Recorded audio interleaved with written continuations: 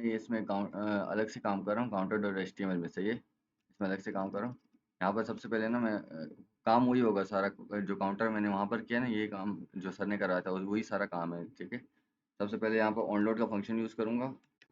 Onload का function, इसके अंदर मैं एक फंक्शन दे दूंगा, यहाँ पर फंक्शन दे दूँगा काउंटर का फंक्शन दे देता हूँ, ये खुद से दिया, सही है।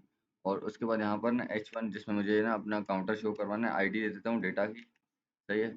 उसके बाद स्क्रिप्ट में आता हूँ, और स्क्रिप्ट में सबसे पहले मैं अपना फंक्शन लिखूंगा, और यहाँ पर मैं लिखूंगा काउंटर काउंटर। और उसके बाद इस फंक्शन में अभी सबसे पहले ना मुझे session storage let counter is equals to session storage dot get item, सबसे पहले गेट करवाना है। सेशन स्टोरेज का मैं लास्ट में बताता हूँ क्या इसका काम है, ठीक है। सबसे पहले गेट करा है, यहाँ पर मैं कुछ भी अपनी मर्जी से देता हूँ, काउंटर, सही है, काउंटर दे दिया मैंने। और उसके बाद मैं यहाँ पर अभी मुझे लगानी कंडीशन, सही है। अगर काउंटर जीरो, अगर काउंटर ना हो, बल्कि अगर काउंटर ना हो, अगर काउंटर ना हो मतलब रिलोड ना करे, तो फिर क्या कर दो, counter counter is equals to zero कर दो, जीरो, सही सही है। और इसके बाद एल्स में कर दो काउंटर इंक्रीमेंट कर दो, काउंटर प्लस प्लस, सही है। और यहाँ तक हो गया। अभी जो अगर एल्स में है ना, अभी एल्स में उसके बाद क्या काम करना है, इसी में एल्स में ही अंदर कर देता हूँ। फिर उसके बाद अगर काउंटर इंक्रीमेंट हो रहा है ना, तो सेशन स्टोरेज सेट कर दो, डॉट सेट आइटम सेट कर दो। किसको सेट कर दो, ये काउंटर को, जो ऊपर मैंने दिया है काउंटर, ये जो ये वाला काउंटर है ना, ये वाला काउंटर जो ऊपर गेट करवाया था, यहाँ सेट करूँगा। और उसके बाद यहाँ पर दे दो काउंटर, सही है। जो मैंने यहाँ पर काउंटर मेरा इंक्रीमेंट होगा ना, वो सारा सेट हो जाएगा सेशन स्टोरेज की वजह से, सही है। और उसके बाद मैं डॉक्यूमेंट प्रिंट करवाने, document dot gate element by ID,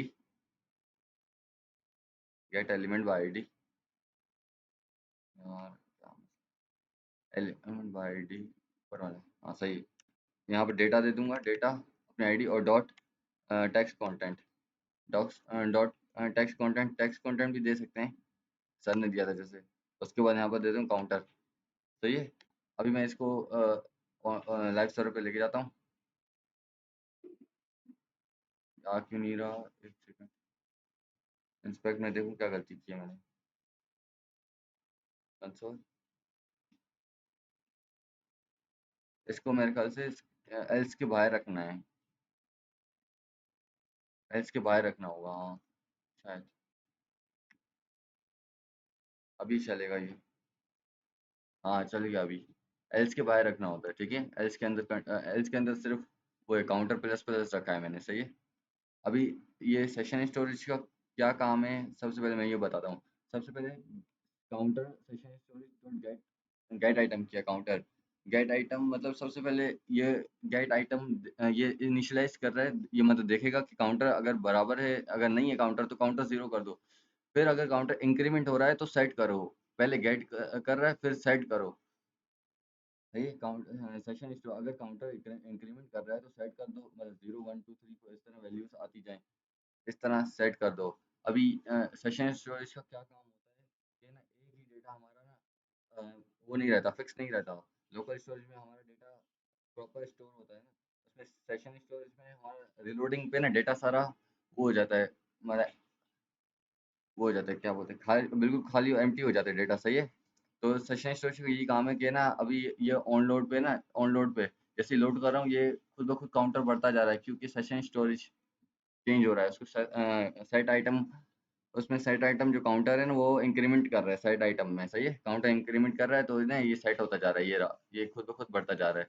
तो ये काउंटर का काम यहाँ तक ही था, इतना मतलब मुश्किल नहीं था इसमें ना। सेशन स्टोरेज इसलिए काम किया सर ने, क्योंकि ना सेशन स्टोरेज अपडेट करता है उसी वक्त ही अपडेट कर रहा है।